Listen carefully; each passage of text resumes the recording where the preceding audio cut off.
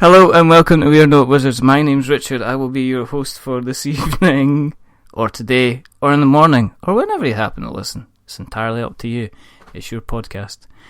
But joining me is a gentleman by the name of Tristan Hall from Hall or Nothing Productions.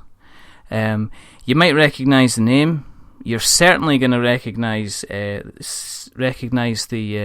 the kind of the fabulous array of work that he's been involved in, and you're definitely going to recognise the name Gloom of Kilforth, because he's the guy that's responsible behind that game. So we brought him on tonight because he's kind of like halfway through his campaign. So this is what we would call a quick start on the Kickstarter episode. We're going to have a chat about him. We're going to have a chat about the game. We're going to have more chats about him, and generally nonsense and other tangents might ensue as well. So good evening, Tristan. Good evening, and thank you so much for taking the time out to speak to me, have me on the show. It's fine. It's good fun. Because we've already been speaking for like 15 minutes before we even started recording. Absolutely. We've established our wives are out partying for the night, and we're stuck in looking after the childers. So exactly. What else are we going to do? Well, we could potentially get other people around to have a board game and have a good time, or we could both be complete strangers that haven't really interacted before, speaking over the internet, and let's talk about your game. But for anybody that's joining us for the first time, and they'll be wondering why am I doing this? Can I put this on at 1.5 speed and just listen to the end out of courtesy?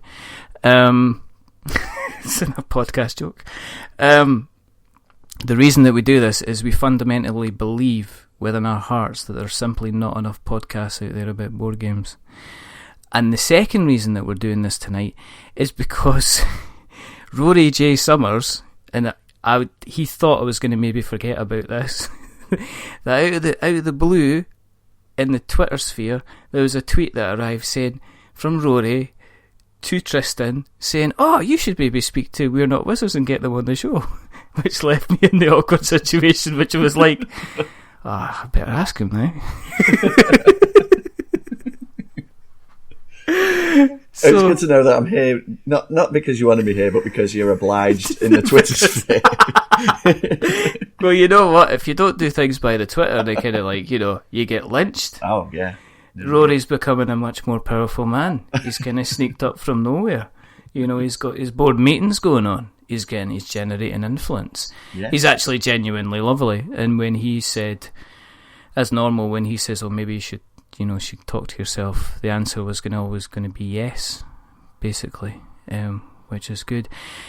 But how's things? I mean, what's mood like in camp? You must be genuinely quite happy. I would have thought. Absolutely delighted. It's like it's a constant level of high, and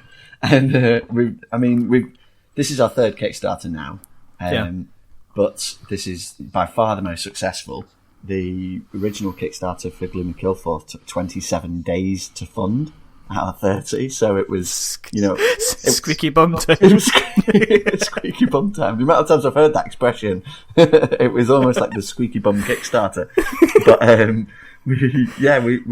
we clinched it, and as soon as we hit that 100% funding in the last 2 days, it went up to 150% funding. So there was this huge surge of interest after it had funded, because there's this particular psychology with Kickstarter that if something's funded, then it must be good, but if it hasn't funded, then there must be something wrong with it. And because we didn't have the exposure or marketing to get the initial traction or the initial audience, it was this really slow, steady climb towards this funding goal. But of course, now that we've had that, the game landed this year. It was really well received. We had really great reviews and 8 out of 10 rating on Board Game Geek and stuff. And it sold out within a couple of weeks. So we've taken it back to Kickstarter to offer the reprint of the game to people who might have missed out. But we've also included expansion content for the existing backers who are, enjoying and playing the game. And we funded in less than 4 hours this time around. So there's a little bit of a discrepancy between this Kickstarter and the original, because the fans who've been there from the start I think they're a little bit disappointed by the pace of this one. And I guess there's a sort of masochistic tendency to enjoy the squeaky bum moment. Exactly. You'd think they were maybe expected to be like, to be around you and just saying, "It's all right, Tristan, I'll be fine. It's okay. It's okay," and be all kind of like, "Remember last time?" I bet they were all lining up kind of soliloquies of speeches, saying, "Do you know what I mean? It's the last hour, down to the last man, down to the last pledge. And we are not surrendering. We shall take this game forth into..." And it's like, funded in 4 hours. Just ripping up the paper. Exactly, chucking stuff away. Because that's it. That's that's my kind of entire kind of script and agenda kind of wrecked for the next kind of 27 days. Cheers, mate. Yep, we've had to reconfigure all of the updates to sort of from begging and pleading and like rallying cries of lining up and bringing the cavalry in and everything to well this is just awesome. let's just open some more stretch goals and you just started putting gifts up there with the Ron Burgundy one going, "This escalated quickly." It just left it kind of like that. What's your history? Because one of the things we like to do, we don't just like to send over kind of realistic kind of probing show notes that you would have received. And if I can refer you to section 5, paragraph 3 of the show notes, we do like to... There's no show notes. And we do like to find out a little bit about our guests' kind of previous history in the land of crushed and printed trees. So, in terms of, yes, it's Saturday night, I've had a coffee. And in terms of this, we like to have a little look back into your past.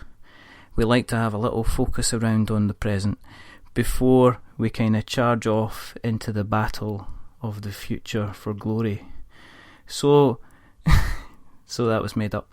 How did you get involved? I mean, what's your kind of your background? What's your kind of your history? What was the first thing that you picked up and went, "Ooh, cool"? Okay, so I've been a board game geek as long as I can remember. I always used to play games as a kid.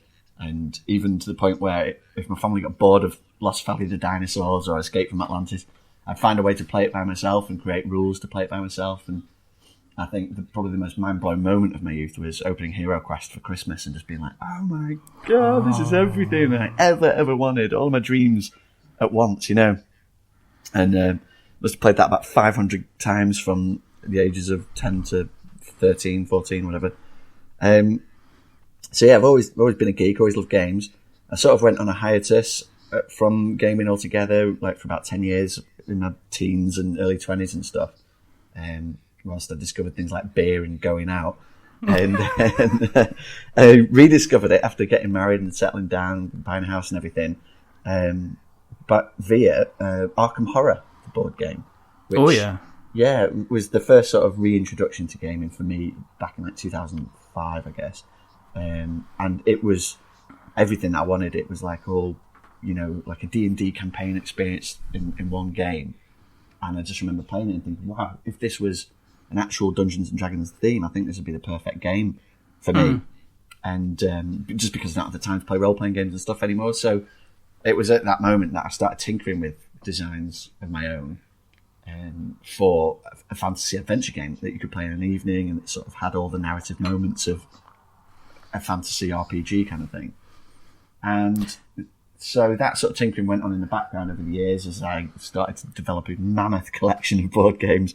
And I kind of was tinkering with other games online as well. So I became like an avid fan of Board Game Geek and tinkered with other designs like the Dungeons and Dragons Adventure System games and the Lord of the Rings, the card game. Started making like scenarios and adventures for those games and uploading them on Board Game Geek. And they were getting, the Lord of the Rings ones had about 30,000 downloads across Board Game Geek and on my blog and stuff. And the feedback was so positive and so supportive that it made me think, well, maybe there's some mileage in this idea that I have for my game. And so when I started talking about that in my blog and on Board Game Geek and stuff, it really picked up some traction. We started to get playtesters from all over the world asking if they could, download the PDFs, print it out themselves and give it a whirl and that. And that's where it got started. And the guys who really supported that going back years were the ones who said, get this thing on Kickstarter, let's have it, let's have an official version. So going back to 2015, I thought, okay, we'll give it a go, see what happens. And that's why we made so many rookie mistakes in the initial campaign, and just sort of blindly threw ourselves into the abyss to see what would happen. And lo and behold, it funded. We got the game out there. It's been well received. So this is the third Kickstarter now. For us, for my company, Hall or Nothing Productions Limited, and just limited. You've got to remember the limited now that you're officially limited. I think I have to. I can't remember if it's a legal thing, but yeah. I don't know if it is. I think. Do you know the strangest thing I heard was that if you make your company limited and you spell limited full out, you can then call your company limited, or you can shorten it. But if you well, you just call your company limited and nothing else. If you put the limited on the end, don't be clever. I can edit you to make you in your own personal hell. But if you put it as Hall or Nothing, Hall or Nothing Productions Limited, and you wrote it out in full, yeah, you could use limited in the full word, or you could use LTD. But if you put it in limited and you just used LTD, you're not allowed to use limited in the full word. Oh man! I was told that once. I don't even know it's true. Apparently, it is true. I'm going to bring this up with the accountants in our next meeting, because this is mind-blowing stuff right here. Just as an aside, just bring it up and just watch their face and go, "Have you been talking to that idiot and we're not wizards?" Because we heard that episode. Are you playing? We mentioned in the green room, which I forgot to tell everybody has got. We've not got anything in because I forgot to go to Asda, so there's no chalky bickies or anything that we usually have. Sorry. No, you mentioned that what you normally do is you meet up with a group and then you have a little chat and you've got your own little podcast. Yeah, no, absolutely. We have Sacred Game Night every Thursday. All right. And we try to everyone have the same consistent group, but for one reason or another, it's usually anywhere between 2 and 6 who turn up. And we have this podcast, Board Chitless, which is basically just us yakking about the games that we played that night. And then every other episode, we'll get a guest interviewee on who's usually a game designer as well, which is great because these are the idols, my idols in the industry, whose games I've played for years. And the great thing about gaming, it seems to me, is that if I had a movie podcast and I wanted to get Steven Spielberg and Peter Jackson on, it just wouldn't happen. Whereas in gaming, you can just sort of go, "Hey, Rob Davio," or Caleb Grace, "Can you come on the show?" And they're like, "Yeah." Just talk about my games, and like, "Yeah, okay." So you get these crazy, great heroes just to come and chat on our little show about gaming and stuff. So I think it's unique to this industry that we have that sort of accessibility, and of course, these guys want to talk about the games. The same reason I'm talking to you. It's like it's just what we're passionate about, what we're interested in, and so yeah, it's a fun thing. And I think, like you said earlier, you believe that there's not enough podcasts about gaming. I think you nailed it. You couldn't have enough. I think everyone would have their own approach. I don't think. I mean, you hear like similar podcasts, but everybody has their own message or their own story. Yeah. Yeah, and everyone just wants to talk about games, So that's how that came about, and the side effect of it is we get to. I mean, because at the end of a Thursday night, we sit there and talk about games anyway, and we debunk the myths, or we talk about the strategies, or we just pick apart the game that we've just played. So once we started recording it, and people actually started listening as well. We hope, anyway. It's like the same 3 guys hitting refresh over and over.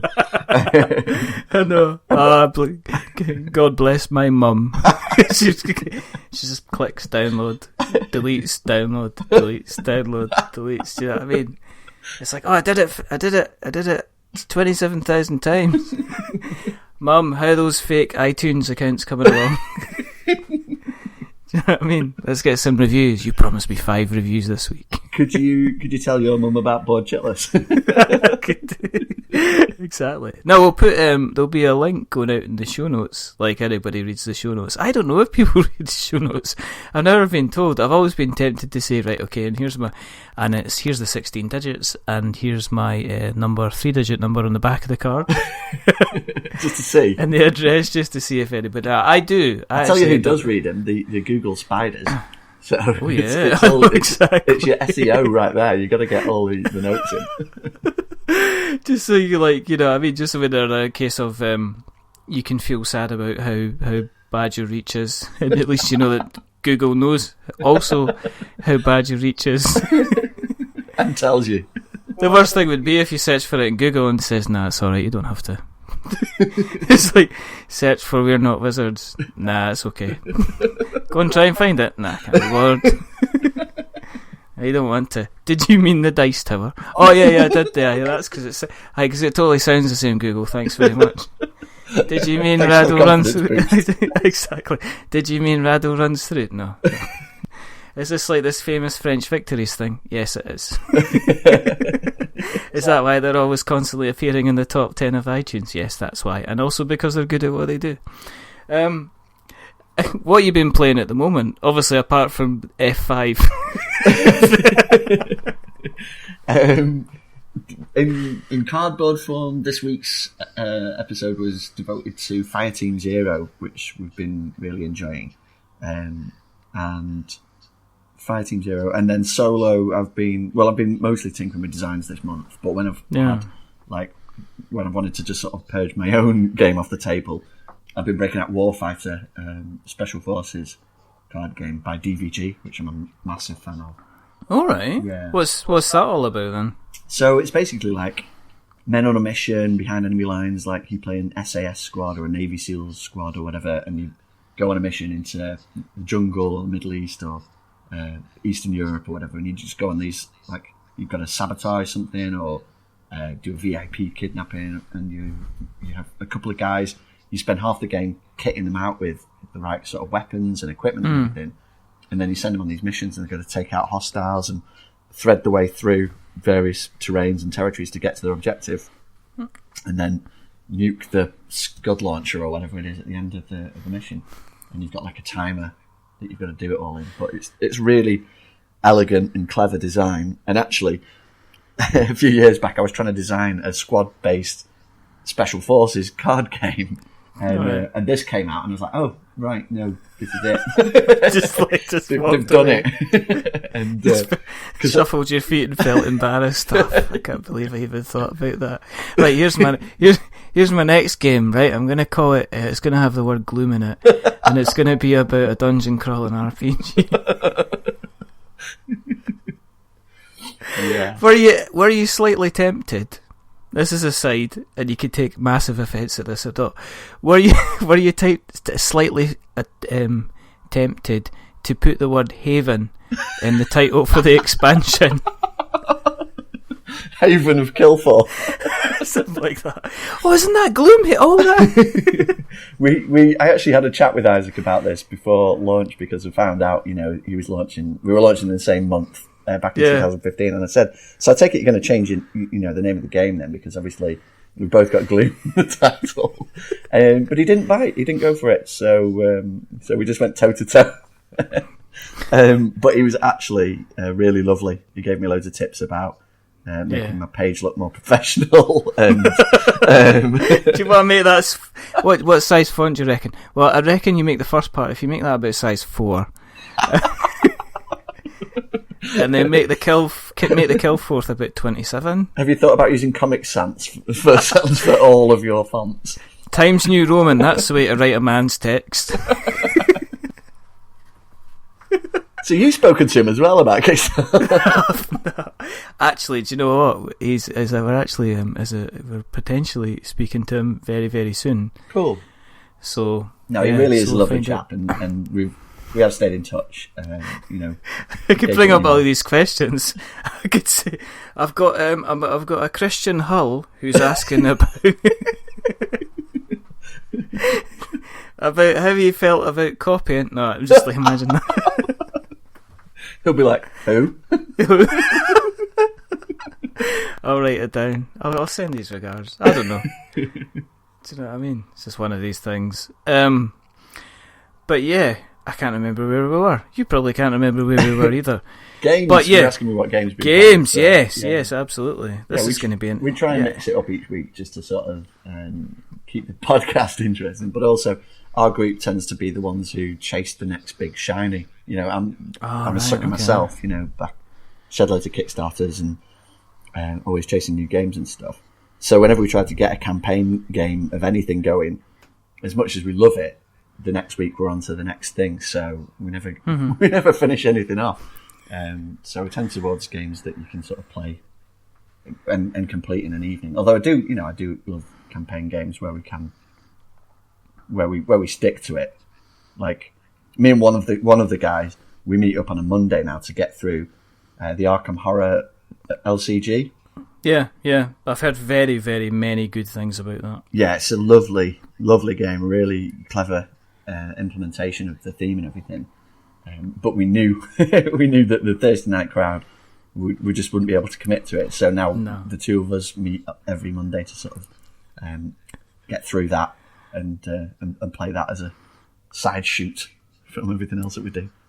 I saw Legends of the Five Rings last night, and that's artwork. It's a beautiful looking. I don't know if you've seen it yet, but one of the guys from I always dent because I'm so far down a rabbit hole with so many LCGs at the moment. I know. It's like, do I dare go down that again with a whole I know. new... I just discovered that when I was before we were recording, I says I'll just grab a box, and I grabbed the Ashes Rise of the Phoenixborn box, and Andy was like saying, "Oh, you know that the deluxe expansion packs are out for that now," and I said, "Yes, I know, because I got the notification through from kind of Chaos Cards to say it's available." And I'm like, "Oh, do I want to?" Yeah, but the art's so beautiful. But the Legend of the Five Rings looks stunning, and Andy was there last night with his big box with the Chaos Cards tape on it, because obviously he's one of these guys. He just goes out and he got Star Wars Destiny, went out and got it. Legends of the Five Rings, he went out and got it, and it looks absolutely just lovely. But I don't want to go there, and it sounds to me like you don't want to go there either. I don't not want to as well. I know. But then I also know that if I say to certain people, "Do you want a game or something?" that they'll already have it, so they can bring it along, and so I don't need to go and purchase it. I mean... Right, so as long as it's in the group somewhere, basically. Yeah, as long as somebody can kind of bring it along. What was that? I mean, speaking of Hero Quest, I was playing Hero Quest about 4 weeks ago. No way. Because I brought my copy along to the club, which isn't a kind of a place where people go to dance. It's a place where people go to game, which is more important. But yeah, we sat down, we played Hero Quest, and just utterly thought it was just very, very difficult. It's an amazingly difficult game for something at the time. It's just absolutely kind of fantastic. Wowzers. I wonder what brought that about. Was somebody asking from a nostalgic point of view, or did you just see it on the shelf and think... I think the conversation kind of went along the lines of what were we talking about? We were talking about... I think it was mentioned. It's been mentioned on the podcast a couple of times. And one of the guys kind of pipped up and said, "Have you got Hero Quest?" And I was like, "Yeah." He says, "Well, you got rid of it?" He says, "No, I've got it in my house." So he kind of went, "I'd love it if you kind of brought it in and played it." So one week we played Space Crusade, and then the next week we played Hero Quest. Oh wow, the double bill. Exactly. I do think Space Crusade holds up slightly better than Hero Quest in that it's a little more action packed. And also, it could just be that my copy of Hero Quest is so worn, it's so tattered that it's and it's got a 10-year-old's paint job on half the goblins, and orcs missing swords and furniture missing, candles and all kinds of. It's a wreck, but it got played to death. That's the whole point. And you had your ability to design your own map, so you would have filled a room entirely full of books kind of full monsters of quests. Yeah. Oh, just fantastic. But I got the Hero Quest Advanced Edition, which isn't Advanced Hero Quest. It's the Hero Quest Advanced, which has got a little red kind of rule book inside it. I know it. It's got the henchman rules. Yeah, it's got the little men at arms and stuff like that mega as maps. well.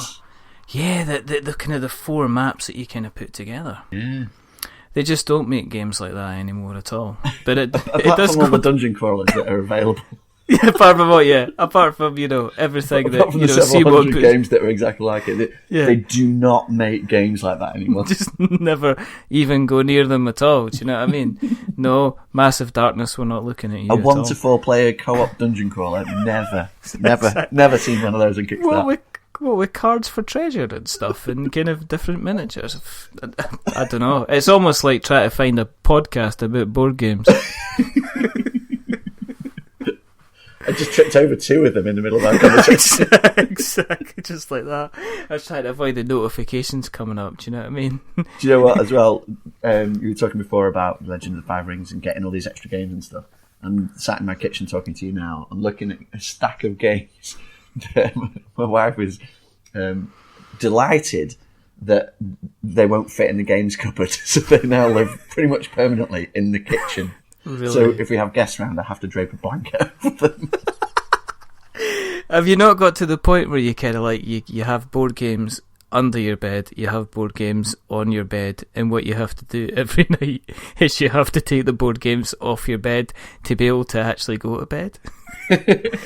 I'm not quite there yet, but there are some that are so misplaced, I don't know where they are. I think the funniest thing is when I had Matt Jarvis on from Tabletop Gaming Magazine, and I spoke to him just as he'd got the job, and he was like convinced. He was like, so where'd you keep your board games? So he says, well, we've got one of those folding up beds, and we just lift up the bed and we put all the board games in, and the basic rule is, as long as there's space under the bed, then the board game can stay. And then I spoke to him about 3 months ago, and he says, well, we've kind of moved some of the board games into one of the other cupboards. So he's kind of board game storage. We sleep on the floor now. Exactly. Rabbits are our enemies. Kind of thing. Is there anything that you're playing at the moment that has really kind of caught your kind of imagination, apart from the, you mentioned kind of like the play testing? Is there anything that's caught your imagination, or something that you're kind of looking forward to kind of getting your hands on? There's a whole bunch. I mean, probably one of the biggest jaw droppers for me when it arrived was Kingdom Death Monster, which was my first ever Kickstarter as a backer. Wow. And kind of followed the updates with like vague curiosity, but after a few years sort of forgot about it and kind of assumed that maybe it would just be a miniatures thing when it landed.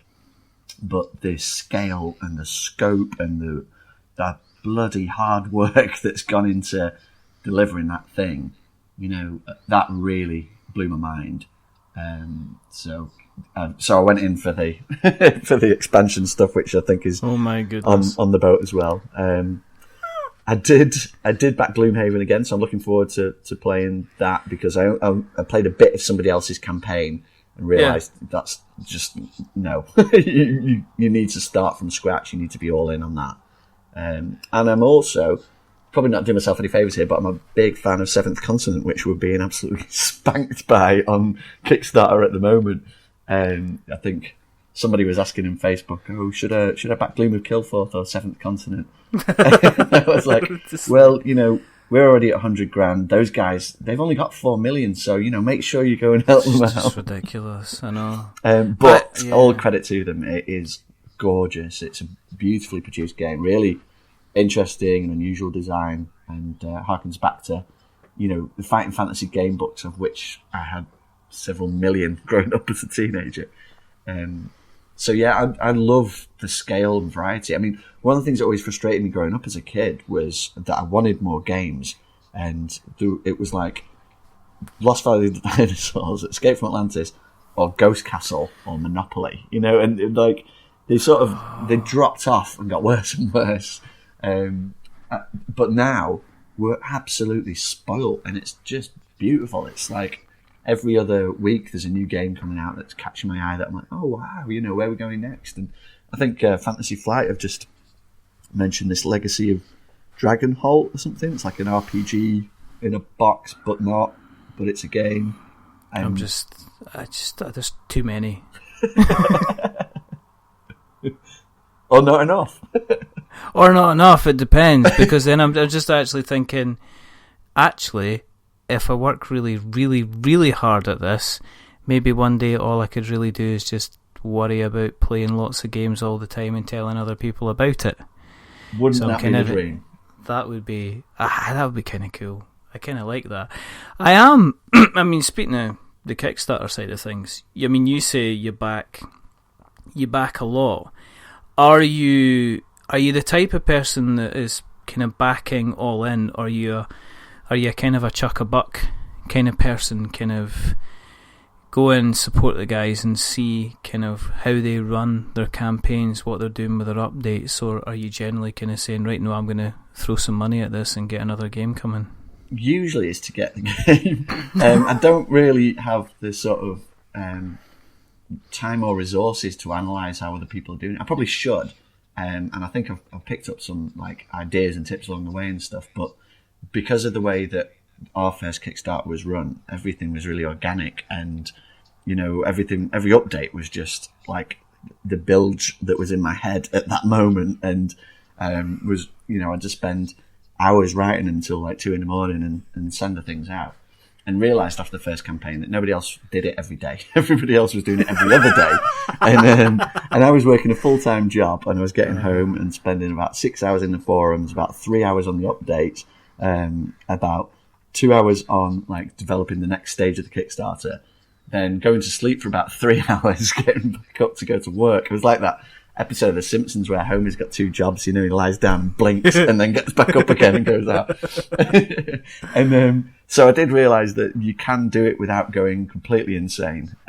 So as soon as I've sort of cracked that nut and stopped spamming everybody's inbox, because I'm sure there was enough people that did enjoy them, as there was probably people who were like, oh my god, Tristan sent out another update again. Unsubscribe. So I guess I've picked up a couple of tips along the way, but I've always felt that I was more approaching it from the point of view of what I would want, as a gamer, which is why after we funded everything that I could do to squeeze a little more out of the production, I did. So, we made sure that the card stock was ivory core, which was the best quality ones that Panda sent us, and just like doubled the size of the wooden tokens and stuff, because at the end of the day, I wanted my game to be the kind of game that I'd go into the shop and buy because it looked beautiful, and then be stunned by because the components are amazing and everything. And so the approach that I always had was from a gamer point of view rather than from like a business point of view. How much can I make off this, and how much can I squeeze out of it or anything. It was because I still work. I still work full time, and so it is a passion more than anything at the moment. And I guess the nature of our Kickstarters is based on a passion for gaming more than what's on net reach with advertising here going to be. I have less time for analysing the competition than I do for just enjoying games. And yeah, I've definitely there's been some games that I've supported because I want to show support, and but not necessarily interested in that particular game. There's some guys who I see who are in a similar position that I was in, just a couple of years ago, who are struggling to get funded and stuff. So even if it's not a game I'm particularly interested in, I want to give them support, and B, it shows support, because if you're on Kickstarter, people can follow you and see what you're backing. Yeah. And of course that helps spread the word as well. So if somebody who's following me sees me back a game and then backs that game because I've backed it, then brilliant. They're helping out. And at the end of the day, what we're all doing in creating these games, the way I see it is, it's creating something fun and artistic. Nobody's getting hurt by it. Although you did mention earlier about slaughtering trees or something, and all of a sudden I'm like, oh man, maybe I shouldn't feel as good about the whole process. I'm just thinking about your carbon footprint, Tristan. But don't feel bad about that. Those size 10,000 shoes. Exactly. Just like that when my son looks up at me and goes, Daddy, why can't we breathe the air anymore? And it's like, because I really wanted that second edition of Gloomhaven. Hang on, which gloom? Exactly, which gloom are you talking? There's no gloom in this room, it's all sunshine and brightness. Let's get on to the reason that we were going to get you on in the first place. So 45 minutes in, which is usually an average for us. Let's talk about the reason. This is why I would never ever actually make it as any type of chat show, because I'd have folk on just talking and then go, "Oh, you've got a book." Was it? Yeah, go. Let's get this. Was it? What's that film? What's that? No, what's that film you're in, Mr. Pitt? That sounds rubbish. You're aging backwards, are you? You do films then. Exactly. You don't just turn up and go, "This is me doing my voice." Let's talk about Gloom of Kilforth. For people that are listening to this and going, "Yeah, okay, this is really, really nice, but what's the game about? What's the message?"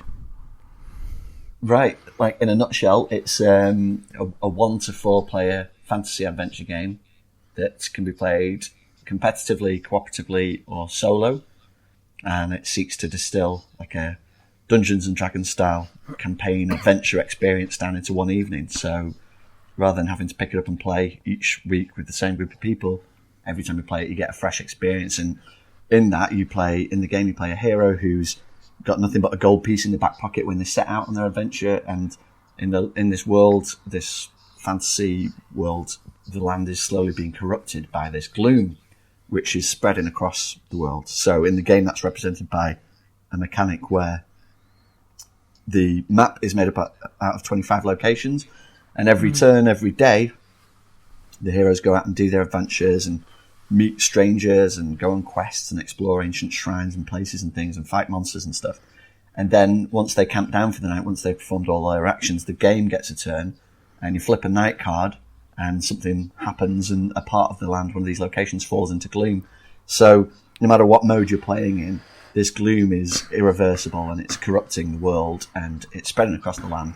And if it encompasses the whole world, you all die, everybody loses, and it's game over. So it's like a ticking timer that sort of keeps you on your toes during your adventures, whilst you're trying to discover the source of this evil that's being spread by these really rather ugly creatures called ancients.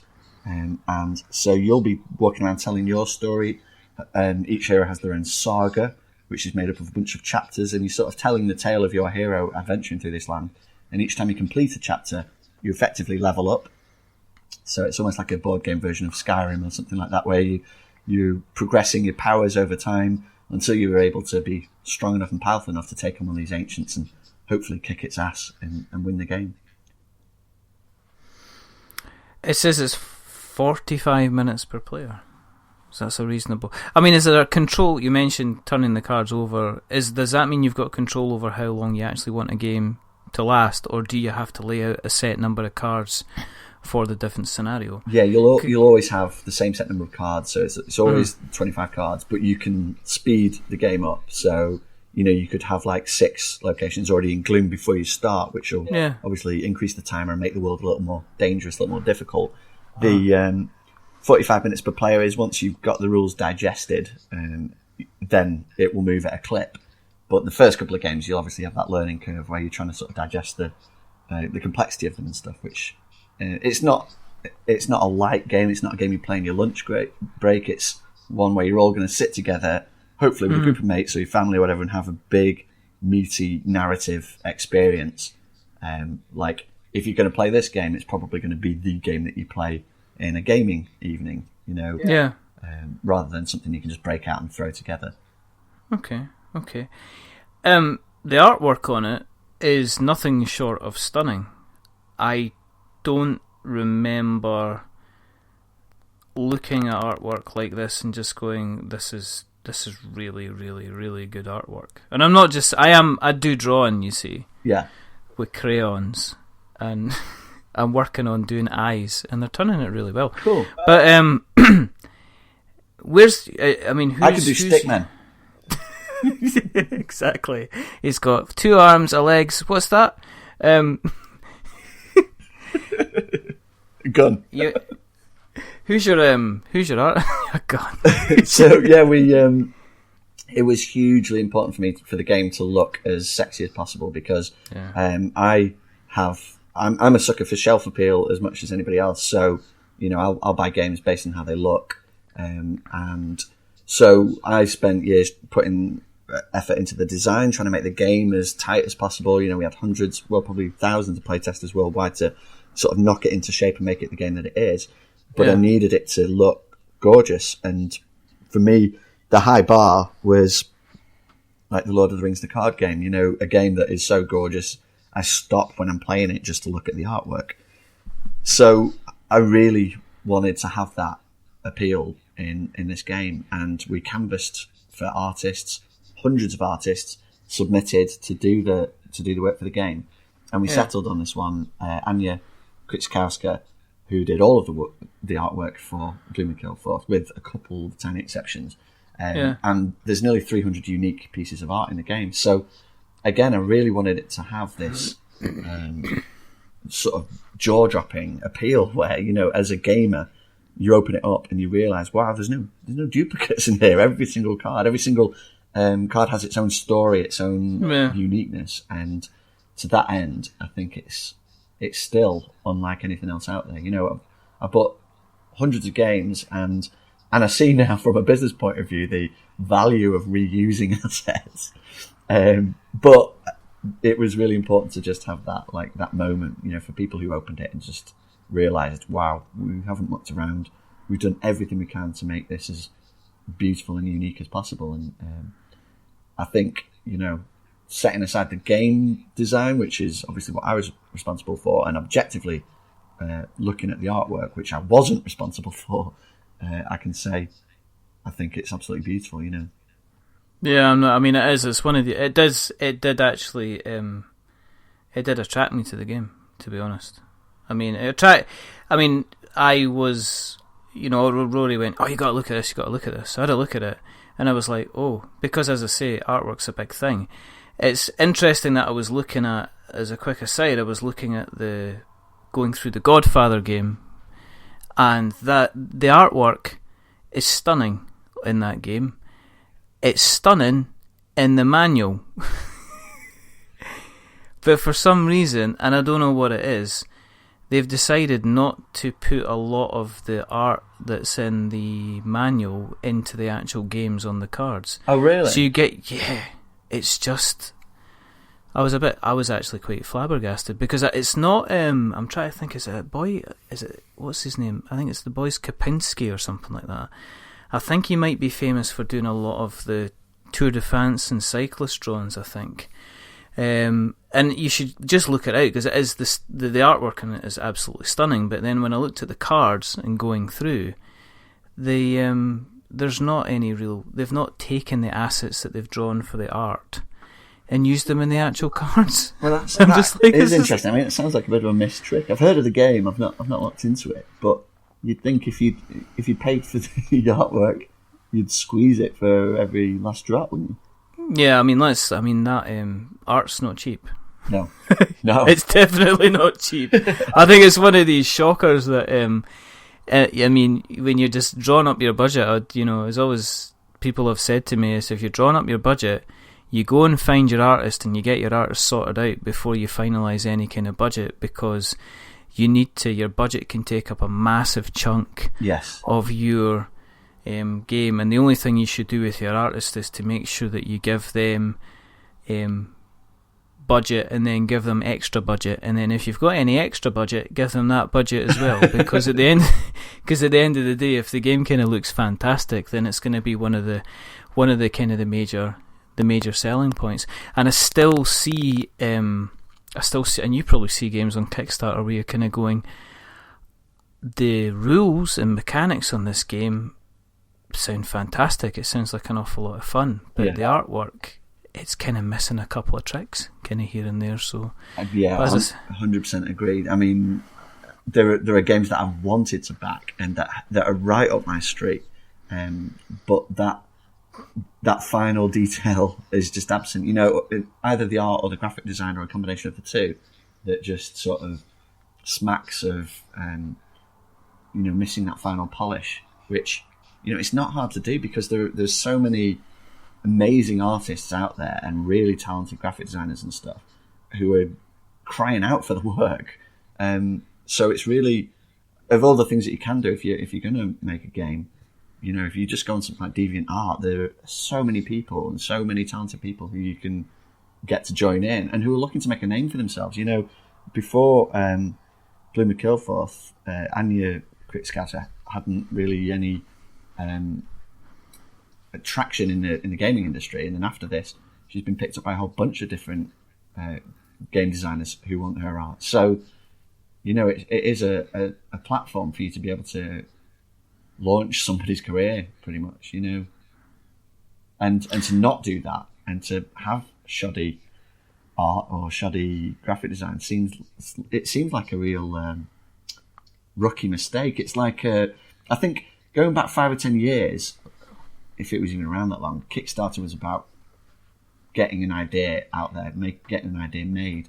But now, if you tried to bring a board game to Kickstarter without rules, without art, you know, without any of those integral components fully designed and available to download, you know, you'd be laughed off Kickstarter.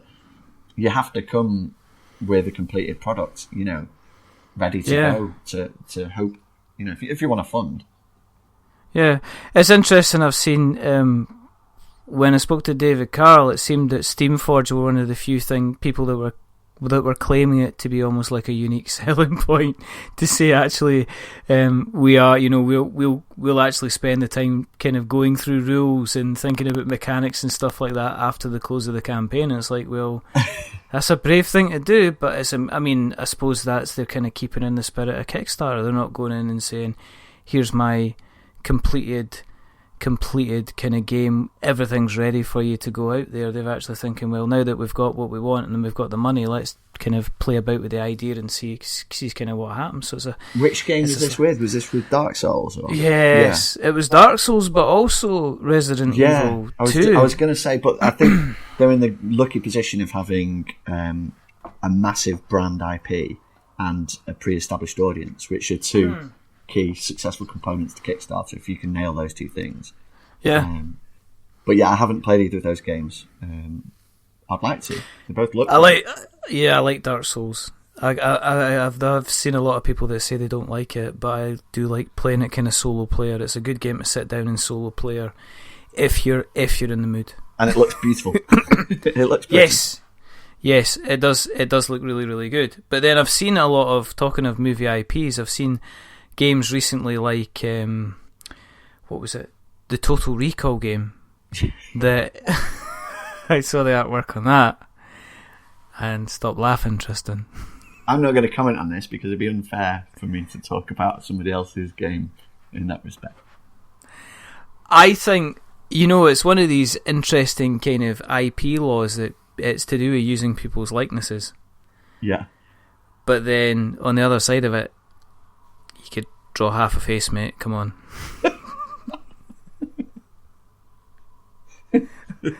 There's a certain deck building card game that suffers from a similar issue. They have quite a strong IP and really polarized artistic ability on some of the cards. Between, you know, some of them you're like, wow, you know, I can see who that is, and then some of them you're like, what? Is this the same world? The same game? I know, but we're getting dangerously close to stiffing into nasty ground, and we don't want to be at nasty ground. But then artwork can make the difference. When we had Richard Keane on from Dinogenics recently, one of the things that came up is, oh, your artwork could be better. He went back, changed the artwork, and folk are like going, yeah, I'm really digging this new artwork. It looks fantastic. And now he's kind of like, he's currently sitting double what his funding goal was going to be. Do you know what I mean? Brilliant. So you can do it. You know, the ability is out there and the talent is out there. Yeah, it's just a case of kind of grabbing them.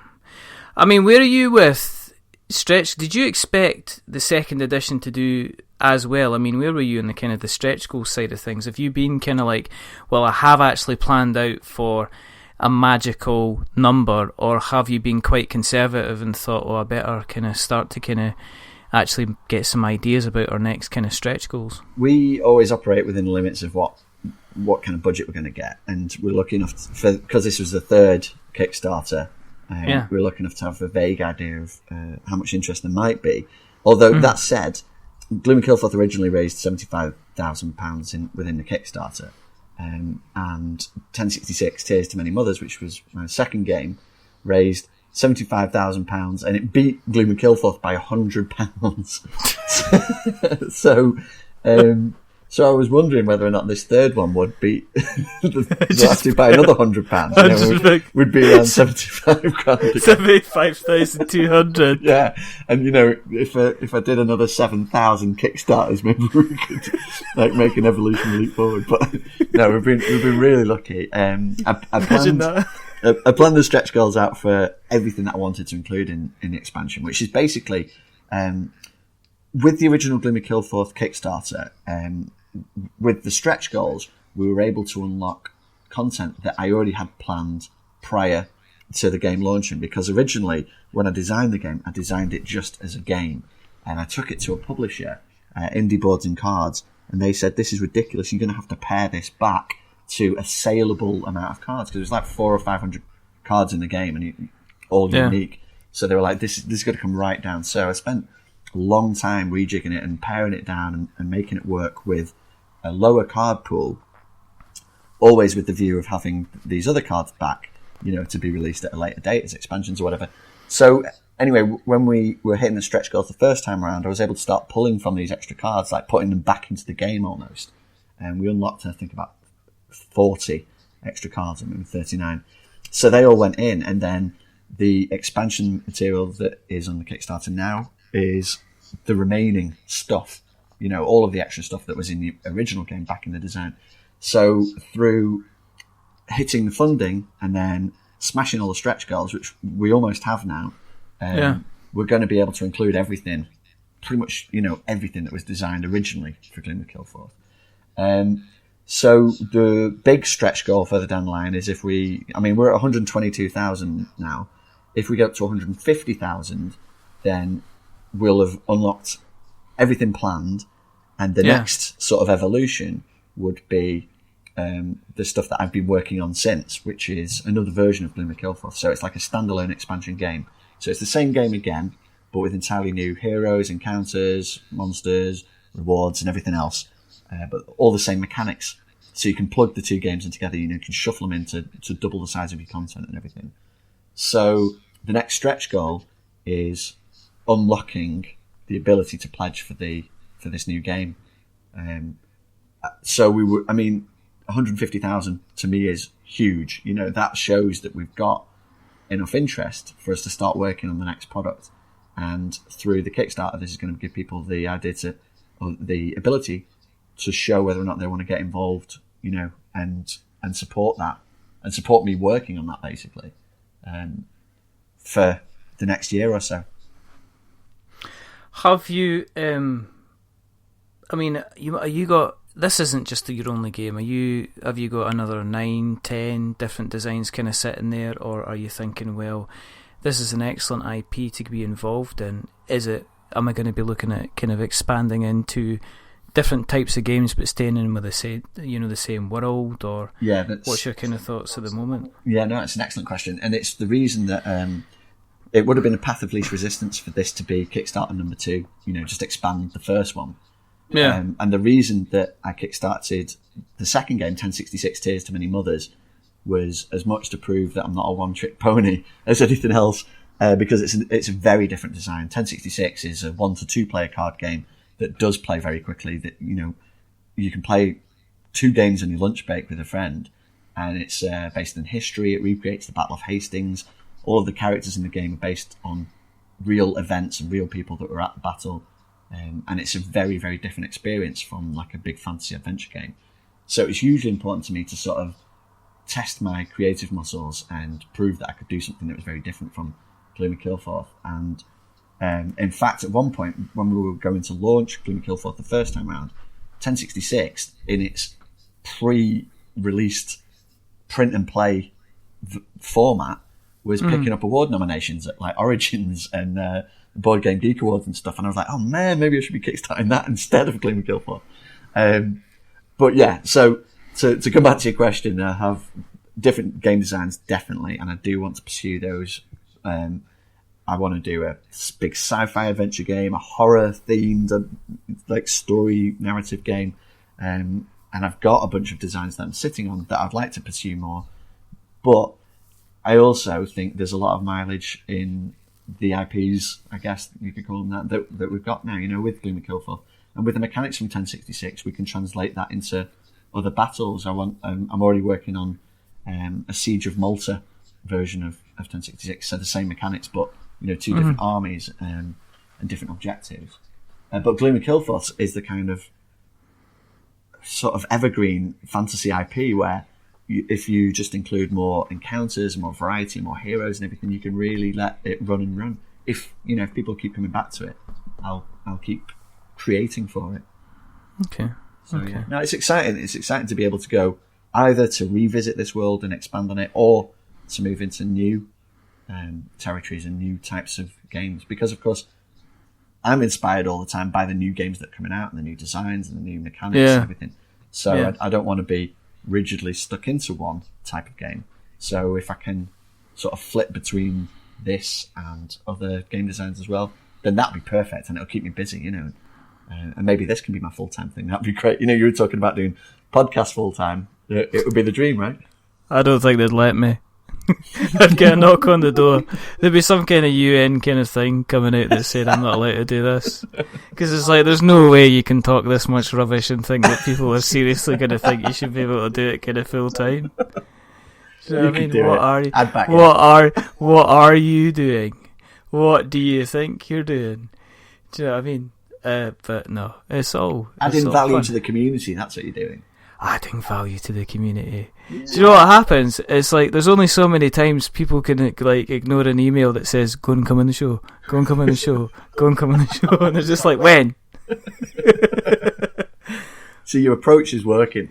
I do. Yes, it's not. You can take that to the physical approach as well when you go to conventions, like poking people. I don't think. No. Imagine that if they let me. I've not gone to any. I'm just really worried. Okay. Not yet. Oh, you've got to. You've got to come down to UK Games Expo at least. Oh, I'll be doing that next year. I'm just really worried that I'll be turn up at somebody's table and I'll not know what to say. I'll just be grinning and go. And I'll have my We're Not Wizards t-shirt on. I'll just be pointing at it and going, "We know Wizards!" And they'll just look at me going, "What? We know Wizards!" And then I'll just get really embarrassed because I can't speak to them because I'm embarrassed, and then I'll walk off. If that does happen, you could get your t-shirt altered to say "We're not Wizards." No, exactly. So you don't damage the brand. It's that was an illusion. Just keep going. I'll let the. Look, is that John Gilmore? Just off in the other direction, kind of thing. No, I don't know.